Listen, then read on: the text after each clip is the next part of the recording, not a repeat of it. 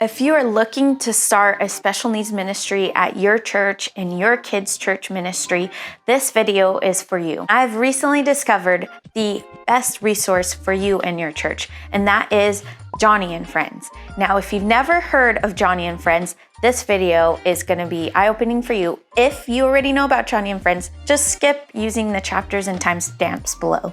Meet Joni Eareckson Tada. When Joni was paralyzed in a diving accident at the age of 17, she quickly understood her life would never be the same. But what she didn't know was how God was going to use her story to affect the lives of millions of people from across the globe.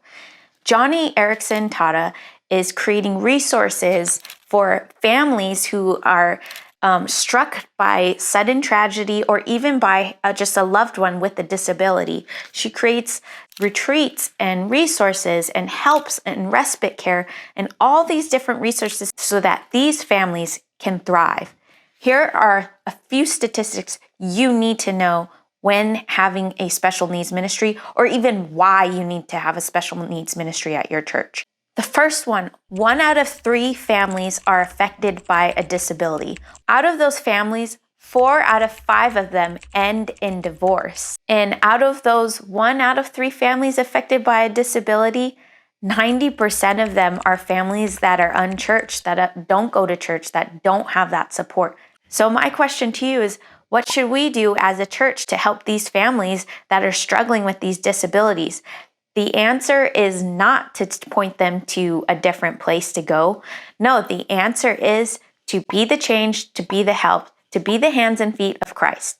So how do we do this as a church? First off, we got to understand that there is a biblical worldview of disability, that we shouldn't see these things as horrible tragedies or sin that has come upon these other families. No, we should see this as we are all created in God's image. And as a result, we should really take a family that has a disability and love on them like the Bible tells us to.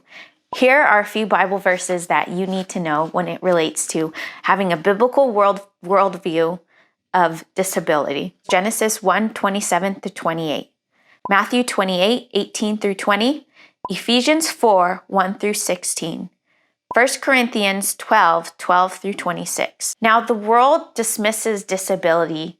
The world tends to shrug and be like, ooh, they have a disability. That sucks.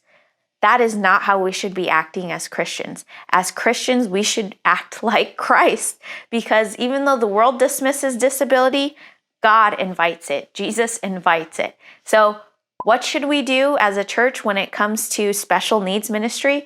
We should have one, and so that we can invite these people to Christ. So what Joni and Friends does is they teach us as a church how to reach, care, and connect with these families. I got to sit in on a session at my church where they basically taught me how to just love on people with disabilities. They were equipping the church. And so part of that was they come in and they check out your church. They try to see, is it accessible for people with disabilities? Do you have wheelchair entrances and exits? Do you have wheelchair accessible doorways? They come in and see these areas, our churches, through the eyes of accessibility for somebody who has a disability. They will be out there helping you understand, giving you a vision for what disability-friendly church looks like, evaluating your church's accessibility, training you guys on theological and practical issues related to disability, giving you next steps for your church, and support for ongoing ministry needs. So if you are looking to start a special needs ministry, a disability ministry, give Joni and Friends a call. They have free resources and training. You don't have to pay for them to come out. You don't have to pay to call them. You don't have to pay for a consultation. Another huge thing that Joni and Friends does is they teach churches how to support these families with disabilities by teaching them how to give respite care. If you've never heard of respite care before, it's basically where you give child care, family care, not babysitting, because it's done at a public setting. So Joni and Friends will go to a church, show them how to establish maybe a Friday night respite care for these families that have disabilities, and they will watch their loved ones for free so that these families can do certain things on their own. Maybe the husband and wife can go on the date. Maybe they can just grocery shop together. I have heard Joni and Friends say that one mom who was a single mom used this respite care time to just take a nap in her car for the whole time. So this is really a key area where the church can lean in. Joni and Friends came in and they just really taught on the aspect of classroom management, that here's the statistics of kids and how they learn, and here's a practical way you can apply it. Because classroom management, especially at kids' church, should never be met with anger and frustration from a teacher to a student. Rather, it should be love and understanding, and that will break down the barriers, that will share the love of Christ, that will prove that you are a Christian by your actions. Also, as Sunday school teachers, we need to realize that not every disability is visible for our children. For some of the kids that come into our kids' church, they're struggling with things we can't see. Maybe we don't know that a child is struggling with autism. Maybe we don't know that they have ADHD or ADD. We need to realize that these aren't things that we should shame these kids for, or shame a kid that maybe just struggles with sitting still for a little bit, but rather we should lean in and love on them like Christ and adjust our way of thinking instead of trying to change theirs. Joni and Friends definitely taught some positive behavior support for teachers struggling with this and maybe even not knowing what to do for their students in their classroom, and it was insanely helpful. Can I tell you a few? Here are some of them. Now, we got to understand as teachers that behavior is a form of communication that a child has. Maybe we don't want them to communicate with us in some ways, like aggression and all that, but that's for some of these kids who don't know how to communicate these different feelings, that's how they're going to react first. So, redirection. You always have to redirect your kids in a verbal and nonverbal way. You can say, oh, let's do something else. And if it's not working, let's do something else. And then physically kind of direct them into a different area. Now, you always got to know that as a teacher, you have to take dangerous items away and replace it with a safe one. So if a kid's trying to throw stuff at their friend, okay, maybe it's a 2-year-old class and they're throwing hard toys, you can just take that away and give them a squishy ball and say, you can throw a ball, but we don't throw Legos at our friend's head. Another thing you can do for positive behavior support is sitting together with a student. That's one of the best things to do. Another one is total inclusion. If you're struggling with behavior for your students, it's not good to just direct them away. No, it's good to include them in on the activities. Make space for them. There's nothing more frustrating for a kid than to not have a space at a classroom. That just kind of makes them feel like they're unwanted or just not loved. Another one is, just creating a classroom that does lots of different things, lots of movement. Kids shouldn't be sitting still longer than their age when it comes to being at church and having an interactive time learning the Bible. They get enough of that outside at school.